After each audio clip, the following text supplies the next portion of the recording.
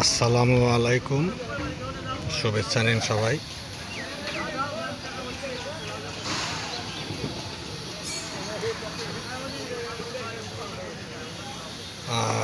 এখন আমি আছি পুরান একটি স্মৃতিকাতর জায়গা, ভবাপুরের গাবসারা ইউনিয়নের ভবাপুর ঘাট এলাকায়। বটগাছটি গাবসারা গোবিন্দাসীর মোড়ের বটগাছ। গাছটি এটি দেশ স্বাধীনের পরের।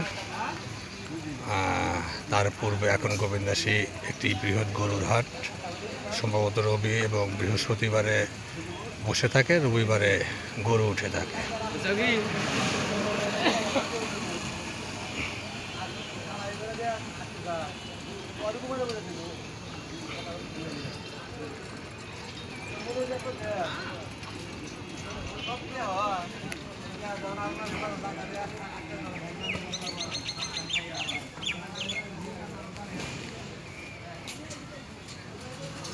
ভবাপুর ঘাট নদীর পাড়ে যাচ্ছি।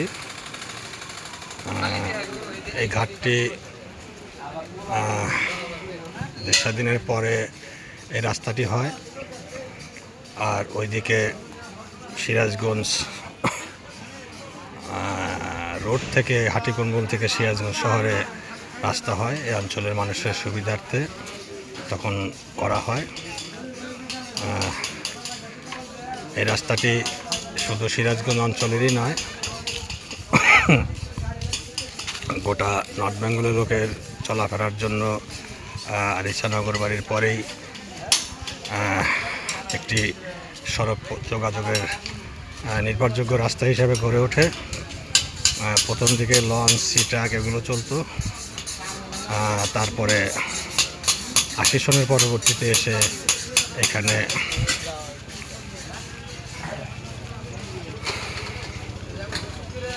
ফেরিঘাট স্থাপিত হয়। তখন ফেরিতে বাস চলতো না, মূলত ট্রাকই বেশি চলতো। আর উত্তরাঞ্চল, বিশেষ করে সিরাজগঞ্জ অঞ্চলের মানুষ এই ঘাটের উপর নির্ভরশীল ছিল। সিরাজগঞ্জ থেকে লঞ্চ, ফেরি এসবে যাতায়াত করতে হতো। এর আগে ওই সব সিরাজগঞ্জের মানুষ সেই পোড়াবাড়ি, চারাবাড়ি ঘাট ব্যবহার করে লঞ্চ, নৌকা যেভাবে যাই হোক যেত। আর সিরাজগঞ্জ থেকে জগন্নাথগঞ্জ ঘাট রেলওয়ে ফেরি পারাবার ছিল। এটি ঘাট মেসরাতে ছিল, পরবর্তীতে প্রথমে সিরাজগঞ্জে ছিল, পরবর্তীতে মেসরাতে যায়। তারপরে ভাঙার পরে বয়রা, কেঁচুহাটা এসব জায়গায় আসে। তারপরে আবার ঘাটটি সিরাজগঞ্জ শহরেই নদী পাড়ে পূর্ব প্রান্তে আসে। দেখতে পাচ্ছেন ভবাপুর ঘাট নদী মরে গেছে। যখন প্রথম ঘাট হয় তখন এই ঘাটটি ছিল ওই যে দূরে গ্রামটি বা গাছ দেখতে পাচ্ছেন, ওই পাশ দিয়ে হবে। নদীও মোটামুটি সোজাসুজি ছিল। সিরাজগঞ্জ শহরের যমুনার পার শহর। এখান থেকে এখানকার লোকজন বললেন যে 15 কিলোমিটার হবে সোজাসুজি ধরলে, বেশি ছেড়ে কম নয়। আর আকাশ পরিষ্কার থাকলে এখান থেকে সিরাজগঞ্জের সুউচ্চ টেলিফোনের টাওয়ারটি, ওয়্যারলেসটি চোখে পড়ে। এখনও এটি যমুনা নদীর পূর্ব প্রান্তের একটি শাখা, যমুনা নদীর অংশ। এটি এদিক দিয়ে নাটোরপাড়া, জগন্নাথগঞ্জ এই পাশ দিয়ে হয়তো গিয়েছে। আর গ্রামগুলো দেখতে পাচ্ছেন, এসব গ্রাম আগে ছিল না ওইভাবে, খুবই ছিটে ফোটা 2-4টি গ্রাম ছিল, আরও এদিক সেদিক হয়তো।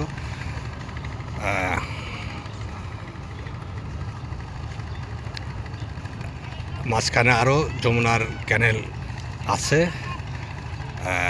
এবং বর্ষাকালে এপার ওপারে এক দরিয়া বিশাল এক ইয়েতে পরিণত হয়। তো পরবর্তীতে এই লঞ্চঘাট ফেরিঘাট ভেঙে ভেঙে এদিকে চলে আসে। এই যেখানে দাঁড়িয়ে আছি এইখানে এসে মোটামুটি সম্ভবত মনে হয় লঞ্চঘাটের পরিসমাপ্তি, ফেরিঘাটের পরিসমাপ্তি ঘটেছে। আর এই যে এখনকার মতো চৈত্র মাস বা এইসব শুষ্ক মৌসুমে দেখা যেত যে নদীর নাব্যতার কারণে লঞ্চ আরও দূরে থামতো, পানি আটকে নৌকা সার্ভিস ছিল। এগুলো ইচ্ছাকৃত অনিচ্ছাকৃত জানি না, আমরা দেখেছি। আবার ফেরিঘাটও ওই দূরে ওই পাশে রাস্তা করে এটি রাস্তা একবার নদীর পার পর্যন্ত হয়েছে। আবার সিরাজগঞ্জ শহরেও ওখানে সম্ভবত দু একবার শহরের পূর্ব পাশ দিয়ে রাস্তা নেমে ইটের সোলিং দিয়ে ফেরি পারাবার শুষ্ক মৌসুমে হয়েছে।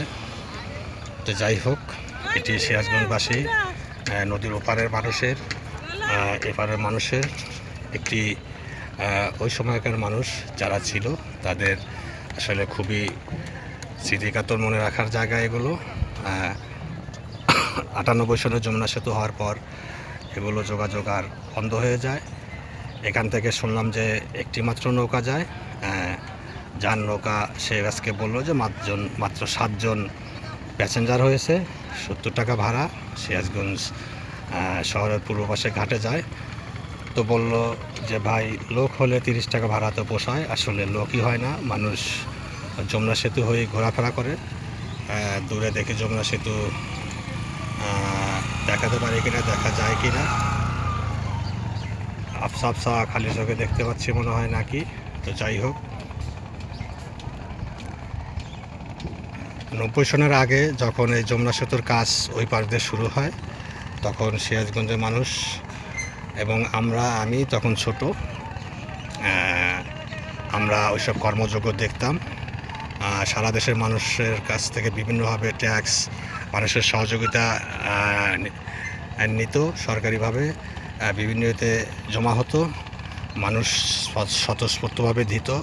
তবে আমরা যখন লঞ্চে আমরা বেশি পারাপার হতাম, আমরা যেতাম, ওই কর্মযোগ্য দেখতাম, চোখে পড়তো এবং আমাদের বিশ্বাস হতো না তখন যে আসলে সেতু হবে এবং মানুষ পারাপার হতে পারবে। কেননা বাংলাদেশ এবং আমরা আসলে গরিবের পর্যায়ে মনটা এমন ছিল যে আমাদের বিশ্বাস হতো না। তো যাই হোক, দেশে পরবর্তীতে তো যোগাযোগের জন্য আরও অনেক কিছু হয়ে গেছে।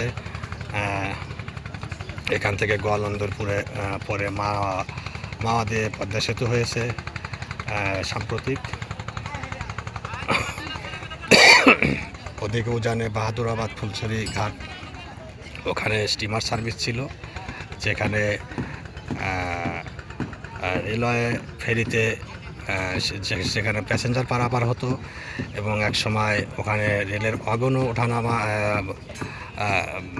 ফ্ল্যাটের উপর উঠিয়ে এপার ওপার পারাপার হতো। সেগুলো হয়তো আর একটু আগে ছিল। তো যাই হোক,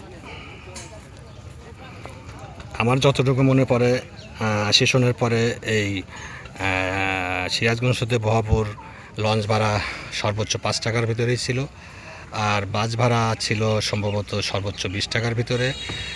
তার আগে আরও কম ছিল, তখন তেলের দাম কম ছিল, তেলের দাম 10 টাকার ভিতরেই ছিল প্রতি লিটার। আর এখানে খাবার দাবারের হোটেল ছিল, যে হোটেলগুলো আসলে সিরাজগঞ্জ নদীর পারেও ওখানে স্টিমার ঘাট, লঞ্চ ঘাট, ফেরিঘাটে হোটেলগুলো ছিল একেবারে সে সময়ে নদীর বিভিন্ন মাছ, বোয়াল, তারপরে পাঙ্গাস, তারপরে আরও নদীর বিভিন্ন রকমের যমুনা নদীর মাছ যেগুলো এখনও নদীতে আছে, বিলুপ্ত হয়নি, সেগুলো দিয়ে পাটায় হাতে বাটা হলুদ মরিচ দিয়ে রান্না হতো। সেই ঘ্রাণ অনেক দূর থেকে এবং পারাপারকারী লোকজন প্যাসেঞ্জারদের নাকে পৌঁছাতো। তারা এপার ওপার প্রচুর খাওয়া দাওয়া করতো। ভুয়াপুরের এই সাইডটা চেতু পিঠার জন্য বিখ্যাত ছিল, আর কবুতরের মাংস বিক্রি হতো মনে আছে। তো চেতু পিঠাগুলো সেগুলো ঘ্রাণ ছড়াতো, তবে খেতে নিলে একটু ভালো ভালো লাগতো দাঁতে।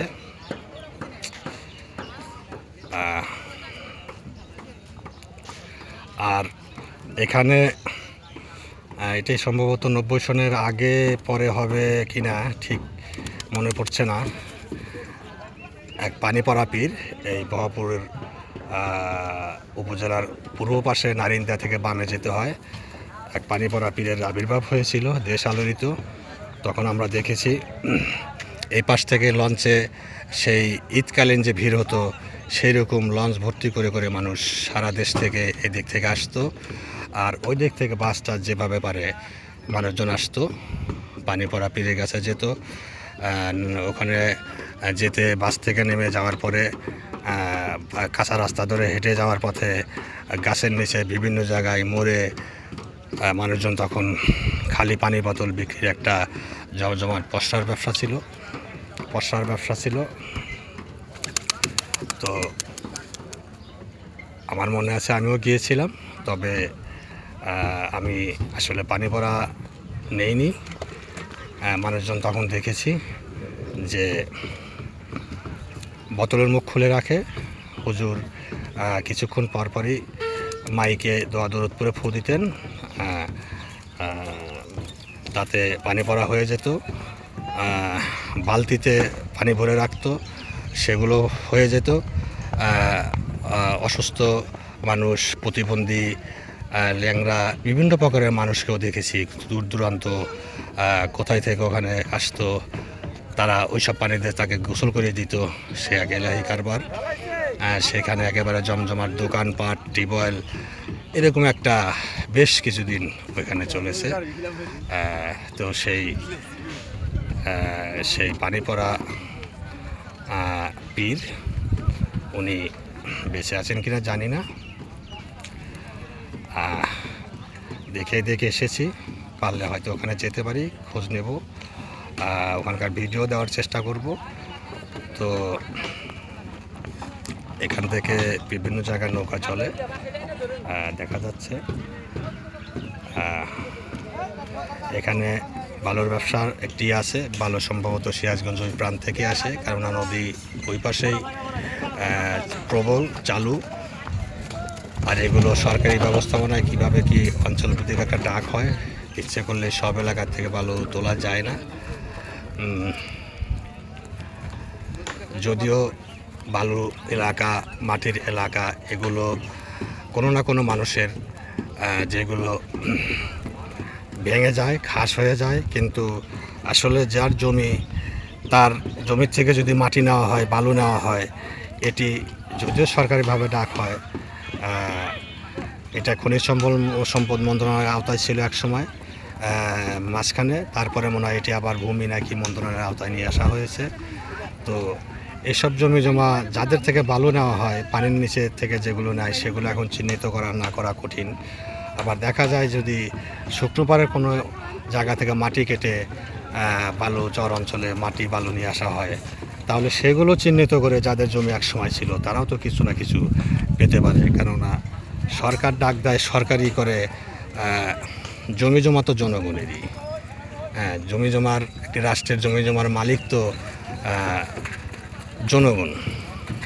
তো যাই হোক, এটি আর এই যে চর দেখতে পাচ্ছেন, এগুলো চর আমাদের ওই পাশেও অনেক চর রয়েছে, যেগুলো চর মানুষ বসবাস করে, কাজ করে খেতে চাইলে বেঁচে থাকতে পারে। কেননা জমি জমার বেশিরভাগ মানুষ আর নেই, দাবিদার নেই, কে কোথায় আছে, কাগজপত্র ঠিক ঠিকানা নেই, রেজিস্ট্রি হয় না, কোথাও রেজিস্ট্রি হয়, দাম এখনও কম আছে। এসব চর অঞ্চল, বিদ্যুৎ, বিভিন্ন জায়গায় রাস্তাঘাট হয়েছে। এই যে দেখতে পাচ্ছেন, এখানে একজন বলল যে ওপারে গিয়ে কোন জায়গা থেকে মোটরসাইকেল একেবারে সে নাটোয়ারপাড়া পর্যন্ত যাওয়া পসিবল, সিরাজগঞ্জ নদীর পূর্ব পারে পর্যন্ত যাওয়া সম্ভব। তো তো যাই হোক, কোনো রকম বন্দর এখানে আছে কিনা জানি না। একটি প্ল্যাটফর্ম দেখতে পাচ্ছি, সিরাজগঞ্জ প্ল্যাটফর্ম রাখা আছে নদী বন্দর হিসাবে, যদিও নদী বন্দর হিসেবে আর কিছুই নেই। নৌকা চালু হয়, নৌকা চলাচল করে কিছু, আর ভারতীয় পণ্যবাহী ফ্লোটিং বছরের কিছু 2-4টি জাহাজ চলাচল করে আসাম দিয়ে, আসাম অঞ্চলে যায় তাদের প্রয়োজনীয় জিনিস নিয়ে। বাংলাদেশে ঢোকার পর এসব বিদেশি জাহাজের পাইলটিং সেকশনটা সম্ভবত বাংলাদেশের পাইলট সেকশন BIWT এর নাকি টিএ হবে, এরা নেয়। রেল চলাচল ক্ষেত্রেও তাই, রেলের ড্রাইভার চেঞ্জ হয়। এখন স্টাফরা কী হয় জানি না, তবে দুই দেশের পতাকায় জাহাজে থাকে। আর কিছুদিন আগে সে ভারতের কোথায় থেকে বিভিন্ন নদীপথ ঘুরে একটি এটাকে কি বলে ভ্রমণ বা প্রমোত্তরী চালু হয়েছিল। কয় হাজার মাইল ব্যাপী যেন সময় কয়দিন লাগে, সেখানে বিদেশি পর্যটক বেশি ছিল। ওটি তো একবারই এসেছিল, আর আসেনি। আর দেশের পরিস্থিতি প্রেক্ষাপটে পরিবর্তন এখন, তো সেটিও সিরাজগঞ্জে পুরাতন জেলখানার সামনে, যেহেতু ওটি হল পয়েন্ট, ওখানে ওই ইন্ডিয়ান এগুলো ওখানে দাঁড়ায় বা দাঁড়াতে হয়। তো যাই হোক, দেখেছিলাম। আর এই যে এখন বৈশাখ মাস, এইসব অঞ্চল হতে যায় কি না জানি না। আমাদের ওখান থেকে আগে দাঁড় টানা, গুণ টানা, রশি টানা নৌকা, বড় বড় নৌকা নিয়ে সেই হাওড় অঞ্চলের সুনামগঞ্জ, হবিগঞ্জ, কিশোরগঞ্জ এসব অঞ্চলে বর্ষায় পানি আসবে জরুরিভাবে তলিয়ে যাওয়ার কারণে মজুরের যোগানের জন্য তারা এখান থেকে যেত। বিনিময়ে তারা ধান, নৌকা ভর্তি করে ধান নিয়ে সেই নৌকায় ঝড় বৃষ্টি নৌকাকে রক্ষা করে নৌকাতে ফিরত। তবে এখনও যায় তারা ইঞ্জিন চালিত এইসব বড় বড় নৌকা, ওইসব নৌকার এখন দেখি না, দুই দিকে বাঁকানো, ওগুলোকে আমাদের ওখানে নাও বলে। আর এখন ওই টাইপের নৌকা বা এই যে কোষা নৌকা, এগুলো বড় বড় নৌকা নিয়ে যায়। তবে ওখানে ধান কেটে দিয়ে বেশিরভাগ শ্রমিকই সড়ক পথে চলে আসে, 2-4 জন থাকে ধান নিয়ে এখানে আসে। আর ধান কেউ কেউ ওখানে বিক্রি করে দেয় কি না বলতে পারবো না। তো এখন দেখা যায় সে মানুষ, তারা এখনও সিলেট কাভারে যায়। আসলে ওই যে আল্লাহ আল্লাহ রাসুল বলো ধ্বনি দিয়ে সিরাজগঞ্জ ঘাটেও দেখা যায় এখানে থামে, তারা রওনা হয়, শহরে প্রবেশ করে, ঘটি বাটি খাদ্য খাবার এগুলো কিনে নিয়ে। এগুলো সম্ভবত যমুনা সেতুর পরে ধলেশ্বরীর কোনো শাখা বা ওই দিক দিয়ে ঢুকে কিশোরগঞ্জের ওই দিক দিয়ে ঘোড়াউত্রা নদী টদী এগুলো দিয়ে ঢুকে হয়তো সব অঞ্চলে যেয়ে থাকে। তো এখন সচ্ছলতা এসেছে ওইসব শ্রমিকদের সিলেট কাভারের। তারপরেও কিছু কিছু শ্রমিক এখনও পরিযায়ী নেশায় তারা যায়। এটি একটি মানুষের সাথে মেলামেশা, ওখানকার মানুষের সাথে সৌহার্দ্য, ওইসব টানে যেতে পারে। আর পরিযায়ী একটা নেশা, যেমন বাংলাদেশের বেদে সম্প্রদায়, যদিও তারা দরিদ্র, শোনা যায় যে সাভার, ব্রাহ্মণবাড়িয়া এইসব অঞ্চলে তাদের, আরও দেশের কোথায় কোথায় তাদের এগুলারতে পৈতৃক বাড়ি রয়েছে এবং থাকার ব্যবস্থাও আছে। কিন্তু মুসলিম সম্প্রদায়ভুক্ত, আবার আদা হিন্দু মনসা দেবীর সাপকেন্দ্রিক কিছু বিশ্বাসও তারা লালন পালন করে থাকে। আসার পথে সিরাজগঞ্জে দেখতে পেয়েছি কিছু কিছু 2-4টি বেদে ঘর। আসলে বেদেদের পেশা আর সেই যেটাই হোক, সেই সাপ খেলা, ওষুধ টোটকা কবিরাজি এগুলো আর নেই। বেদেরা এখন খুবই অসহায়, বাইরে এসে তারা আসলে মানুষের কাছে চেয়ে চিনতে একটা ভিক্ষাবৃত্তির মতো। মেয়েরা, ছেলেরা ঘরে থাকে, একাধিক বিয়ে করে থাকে, আর মেয়েরা বাইরে বের হয়। তো এরাও সম্ভবত সেই পরিযায়ী টানের জন্যই যাযাবর একটা রক্ত। এটি পশু পাখির ভিতরেও দেখা যায়, আপনারা জানেন, টিভি চ্যানেলে দেখে থাকেন হাজার হাজার মাইল ওয়েল্ডারবিস্ট গরু, বিভিন্ন প্রাণী আর এক প্রান্ত থেকে আর এক প্রান্ত যায়। ব্রাজিলের জঙ্গলগুলোতে, আফ্রিকার জঙ্গলে এগুলো, ব্রাজিলের আমাজন জঙ্গল তো নাতিশীতোষ্ণ, মানে বৃষ্টি প্রবণ একটি বন। পৃথিবীর 20% অক্সিজেন এসে এই দক্ষিণ আমেরিকার কয়েকটি রাষ্ট্র ধরে, দেশ জুড়ে ছড়িয়ে থাকা আমাজন জঙ্গল পৃথিবীর 20% অক্সিজেন দিয়ে থাকে। যদিও এগুলো মানুষের পরিবর্তন, নগরায়ন, বাংলাদেশে যেমন কৃষিজমি পরিবারের সংখ্যা বেশি হওয়ার জন্য আসলে বাড়িঘর, বিভিন্ন স্থাপনায় এগুলো কমে আসছে। তো যাই হোক, একটু অন্য দেশের কথায় চলে গেলাম। দরকার ছিল কিনা জানি না, তো ঠিক হলো কিনা।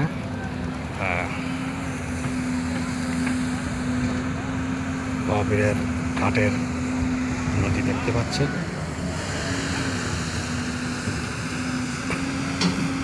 চিতেকাতর ভবাপুর ঘাট। এখানে লঞ্চে নেমে, ফেরিতে নেমে, বিশেষ করে নেমে মানুষজন একটা প্রতিযোগিতা শুরু করত। বাস দাঁড়িয়ে থাকতো। আগে ছিল লঞ্চ ঘাটে ওই যে দূরে, আর এখন তো এখানেই ছিল। আশ্চর্য 98 সনের যমুনা সেতু চালু হওয়ার আগ পর্যন্ত ওই গোবিন্দচন্দ্র বটতলা, ওইখানে বাস সারি সারি দাঁড়িয়ে থাকতো। নেমেই বাসে সিট দখলের জন্য একটি ম্যারাথন দৌড় দিতে হতো। এটি একটি ছিল। তবে নামতে গিয়ে অনেকে লঞ্চ থেকে তড়িঘড়ি করে লঞ্চ এবং প্যাসেঞ্জার প্ল্যাটফর্মের মাঝে পড়ে অনেকে গুরুতর আহত ব্যথা এগুলো পেয়েছে। আর একটি বিষয় মনে এসে গেল যে এখানে পোড়াবাড়ির চমচম নামে একটা চমচম কিনতাম। জানি না সেটা পোড়াবাড়ি অঞ্চল হতে আসতো না। এইসব অঞ্চলের ছোট ছোট চমচমগুলো আসলে এখন যেখানে দেশেই পৃথিবীর যেখানেই যত চমচম হোক না কেন, আসলে ওই ছোট ছোট চমচমগুলো তখন দামও কম ছিল। আমরা এই ভবাপুর অঞ্চলটাতেই পাওয়া যেত। এটি এই লঞ্চঘাট, ফেরিঘাট দিয়ে আমরা কিনে নিয়ে মাটির হাঁড়িতে, দইয়ের মতো হাঁড়িগুলো, ওগুলোতে করে নিয়ে যেতাম। খেতে এগুলো মুখে দিলে খুব সুস্বাদু ছিল। তো সেই চমচমের প্রচলনটি আর এখন নাই বা নেই, দেখা যায় না। আমি সাম্প্রতিক টাঙ্গাইলের পোড়াবাড়ির দিক গিয়েছিলাম। ওখানে এক দোকানে জিজ্ঞেস করেছিলাম যে সেই চমচমগুলো, তখন বলল যে হ্যাঁ, এখনও বানানো সম্ভব, তবে এখন আর সেই খরচ বেশি পড়বে। আর তাছাড়া আগে তো পানি বা বিভিন্ন কারণ যেটাই হোক, ওই পোড়াবাড়ির পাশ দিয়ে প্রবাহিত যমুনার শাখা ধলেশ্বরী, যেটি সাভারের নদীগুলো ভিতর দিয়ে কী নদী আছে, ওখান দিয়ে গিয়ে বুড়িগঙ্গায় পড়েছে, আরও ওই সাইডে পড়েছে। তো ধলেশ্বরীর পানি দিয়ে তারা ছানা কাটতো, কী করতো। তো এটি নদীর পানিরও একটা বিশেষতা থাকতে পারে। যাই হোক, সময় বদলেছে। যে আরেকটি কথা যেটি বললাম, যে সময় বদলানোর সাথে সবই বদলে যায়, সবই বদলে গেছে। আসার সময় শহরের পাশে একটি জায়গায় নেমেছিলাম, যেটাকে বলে যে মাফল ফলের জন্য, ভিতরে কালো, বাইরে লাল। বেশিরভাগ এগুলো লাল হয়ে থাকে, হলুদও হয়।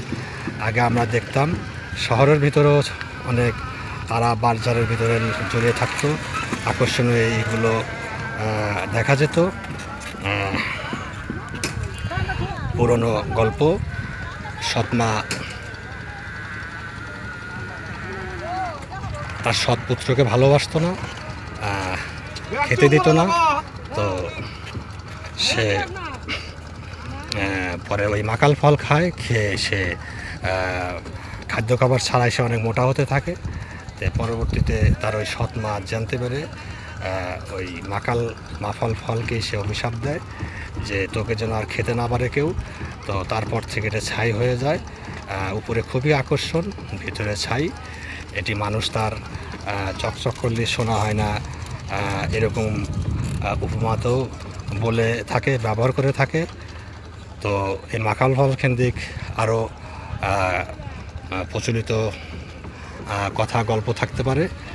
আর সেখানে আমি কিছু আড়াই প্রবেশ করেছিলাম, যেগুলো 2-1 বছর আগেও মাকাল ফল দেখা যেত, কিন্তু নেই।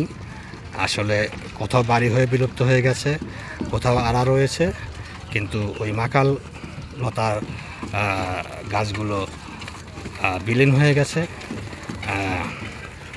এবং আড়াগাড়াতে পাঙ্কি চুঙ্কি আমাদের এলাকায় আমরা বলি হতো, মটার গাছ যেগুলো বিচি খাওয়া যায়, মিষ্টি লাগে, পাখি খায়, মানুষ মেচাক করতো, সেগুলো 2-3টা আড়াতে চোখে পড়লো না। আবার রেল রাস্তার ধার দিয়ে হাঁটলে পুরানো লতাগুল্ম চোখে পড়তো অনেক। তার ভিতরে একটি উল্লেখযোগ্য ছিল রেল লতা, সেগুলো আর চোখে পড়ে না। আসলে মানুষের আচার আচরণ এবং প্রয়োজন এবং কী ব্যাপার রহস্যজনক যে এগুলো আসলে বিলুপ্ত হয়ে গেছে। এগুলো প্রকৃতির ভারসাম্যতা কি হয় না হয় জানি না, এগুলো নিয়ে কোনো গবেষণা আছে কি না উদ্ভিদ বিশারদদের কাছে তাও বলতে পারবো না। আর এসব নদীতে অতিথি পাখি এখনও এসে থাকে, তবে আগের মতো না। তবে যেটি বললাম যে এই অতিথি পাখি, পরিযায়ী পাখি, এরাও একটি যাযাবর পাখি। দেখা যায় চিহ্নিত করে দেওয়ার পরেও, যেমন ঢাকা জাহাঙ্গীরনগর ইউনিভার্সিটি, ঢাকা চিড়িয়াখানা, আবার এইসব জায়গাও এরকম করলে দেখা যাবে যে আগের বছর এসেছে সেই হাজার মাইল হিমালয় অঞ্চলের উপর দিয়ে উড়ে, রাত দিন দিক সূর্য চন্দ্র চিনে কীভাবে, তার বংশ পরবর্তীগুলাও ওইভাবেই আসে। আর এই আশাগুলো শুধু অন্তরের সেই কি বলে যে তাড়নাটা, খাদ্য সংকট, বরফে ঢেকে যাওয়া, এরকম হয়তো হবে। তবে এর সাথে জড়িয়ে গেছে পরিযায়ী একটা আচরণ, যেটি পশুদের সেই পরিযায়ী আচরণ। বললাম যাযাবরদের, বাংলাদেশের বেদে সম্প্রদায়, আরবের যাযাবর বিভিন্ন সম্প্রদায়, সেখানে নাকি শোনা যায় ওসব দেশের তাদেরকে প্রচুর সুযোগ সুবিধা বাড়িঘর করে দেওয়ার পরেও তারা বা অবস্থা হওয়ার পরেও তারা ঠিকমতো থাকে না, তারা ঘুরে বেড়ায়। তো যাই হোক, সিরাজগঞ্জ এখনকার যারা জন্মেছে 98 সনের পরে, তারা তো এসব ঘাট দেখেনি। আর আগে সন্ধ্যা হলেই আর এখানে পার হওয়া যেত না, লঞ্চ যেত না, রাস্তায় ডাকাতি হতো, ডাকাতির ভয় ছিল। এখানে কিছু টিনের বোর্ডিং ছিল, বা এদেরই হতে পারে, মানুষ থাকতে বাধ্য হতো। কেউ ফেরিতে চলতো, বা ফেরি পরের পরিস্থিতিতে কম ছিল। আর মাল সামানা নিয়ে আসতে গেলে তখন দেখা যেত যে এখানকার যারা মজুর ছিল এরা খুবই উৎপাত করত। একটা সুযোগ ছিল, এদের এখান থেকে আসতেই হতো। তো এসব আচার আচরণ তাদের ভিতরে ছিল। তো অঘাট হয়ে যায়, ঘাট হয়ে যায়, এটাই জগতের রীতি। বাবুর ঘাট থেকে আর একটি কথা, যে এই রাস্তা আগে আমরা দেখেছি সিঙ্গেল রাস্তা ছিল, মাঝখানে কত জায়গায় ব্রিজ ছিল, ব্রিজের সাথে আবার মানুষ ঢোকার মতো একটি ছিল, মানুষ ঢুকে থাকতো, এভাবে যেত সারা রাস্তায়। মোটামুটি বলা যায় যে গাড়ি আরেকটি আসতে গেলে গাড়ি সাইড দিতে হতো। হয়তো প্রথম দিকে রাস্তায় মরিটিন জাতীয় গাড়ি চলতো, কাঠবডি, সেগুলো আমরা পাইনি। আমরা পেয়েছি প্রচুর মিনি বাস তখন চলতো, তারপরে বড় বাস আসলো, তার শেষের দিকে আমরা দেখেছি যে কেমন যেন একটি বাস, যেগুলো জোড়া দেওয়া, পিছনে বাস, মাঝখানে রেলের মতো এরকম জোড়া দেওয়া, এরকম বাস অবশ্য তার পরবর্তীতে চোখে পড়ে না। এগুলো কিভাবে কোন উদ্যোগে এগুলো শুরু হয়েছিল জানি না। তো আমার মনে হয় যতটুকু মনে পড়ে প্রায় বলে শেষ করে ফেলেছি। আর সেই লঞ্চ ভ্রমণের স্মৃতি, তখন আমাদের যৌবনকাল ছিল, যাদের যৌবনকাল ছিল, লঞ্চে যাওয়া আসা, সেই কেবিনে, সেগুলো এক রোমান্টিকতা।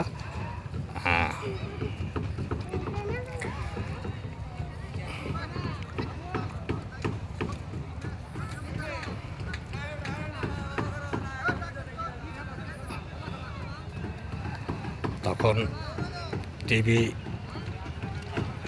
কিনতে গেলে ঢাকাতে কিনতে হতো, মোটরসাইকেলও 2-4 জন কিনলে ঢাকা থেকে আনতে হতো। পরবর্তীতে সেই লঞ্চে করে বা ফেরিতে করে, লঞ্চে সিঁড়িতে করে ওগুলো আনা করা হতো। তো ওই যে বললাম, এখানে একটু বড় মাল সামানা দেখলে এখানকার মজুর কুলিরা খুবই আচরণ চাপজনক দেখাতো, যার জন্য এদের দুর্নাম, এরা আমাদের মনের বাইরে থাকতো। তো যাই হোক, তখন টাঙ্গাইল শহরের ভিতর দিয়ে রাস্তা ছিল, যমুনা সেতু তারপরে হয়েছে বাইপাস রাস্তা। তো আজ এ পর্যন্তই, সবাই ভালো থাকবেন। এখন 1:17 বাজে। সুস্থ থাকবেন। আল্লাহ হাফেজ।